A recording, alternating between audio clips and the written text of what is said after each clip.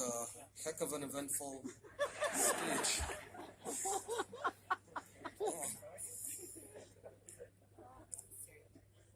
The state of Israel has never been stronger. You know, I serve as Minister of Education, but also as Minister of Diaspora Affairs. In effect, Minister of Diaspora Affairs is the Minister of the Jews. So many of you, I'm your minister. Be careful here. What is our task? What is my task? What is the task of the government of Israel? For many decades, the state of Israel has been a project of the Jews of the world. Jews all around the world came in the War of Independence 70 years ago, this date, to fight with us, to fly our airplanes when we didn't know how to help procure equipment. Throughout our years, came and helped our education system, health, and every aspect and facet of Israeli life. But today Israel is strong. Our economy is growing. High-tech is second only to Silicon Valley. Just over the past year, there were new investments in startups of $6 billion, which is the equivalent of startup investment in all of Western Europe combined. Our international stature is growing, so we're strong.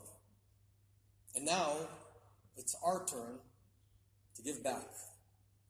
And Israel has taken upon itself a mission to strengthen the Jews of the world. You see, for the first time in about 2,500 years, Israel is poised to become the biggest Jewish community again in the world.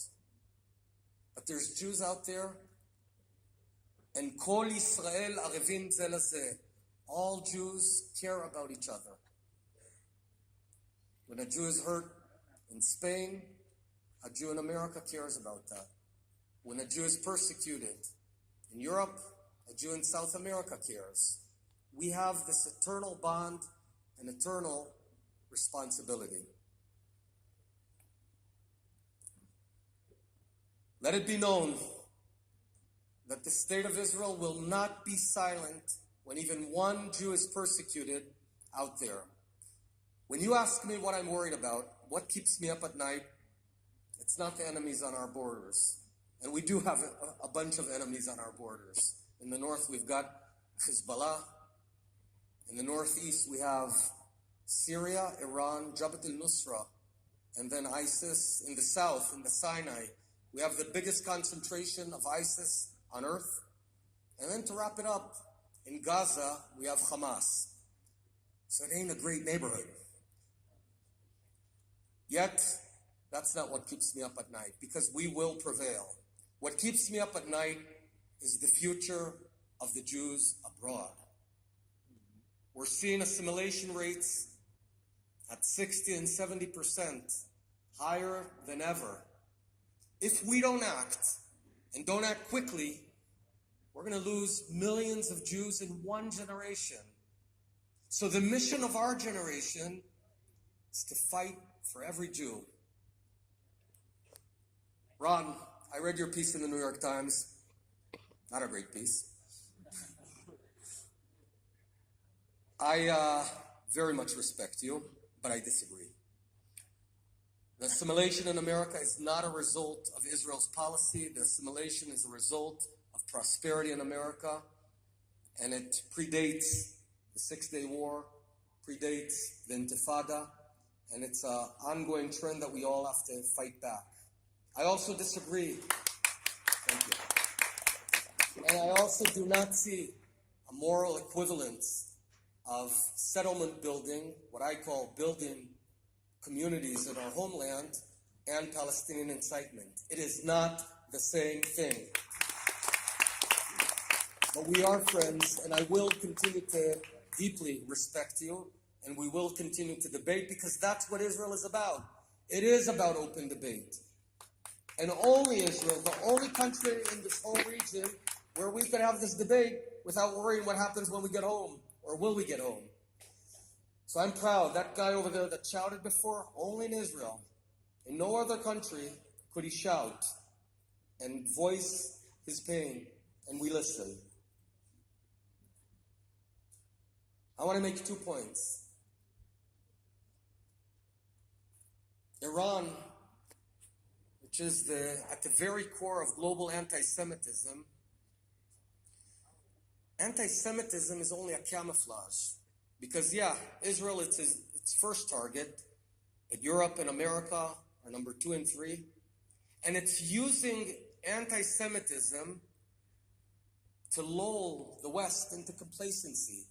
Because history teaches us that in many cases, if it's only anti-Semitism, the world can live with it. But then those who initiate anti-Semitism raise their ugly faces and go out for world domination. And we saw that 75 years ago. Iran's goal is not Israel. Make no mistake. The intercontinental ballistic missiles it's developing, they don't need those for Israel. They already have 130,000 missiles targeted on Israel. No. Those missiles are for Europe. Those missiles are for the United States of America. So whoever ignores anti-Semitism today will see belligerence tomorrow. And let's talk about the BDS movement. The BDS movement to injure and harm Israel's economic interests is losing. Israel is winning.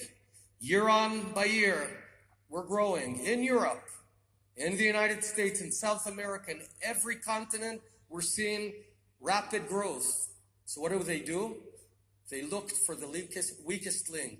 What is that weakest link? It's the Jews in America.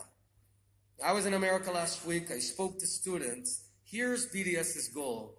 They see they can't mess with Israel, so they're going to shame and bully Jews in America to stay silent.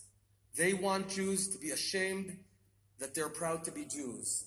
And I stand here today and say, we are and we will always be proud to be Jews.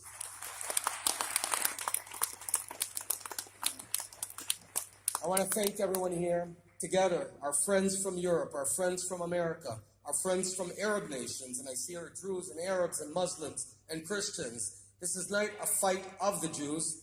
It's a fight for everyone, by everyone, and we will win. We won't let up, and we will always be proud. Toda Rabba, Am Yisrael Chai.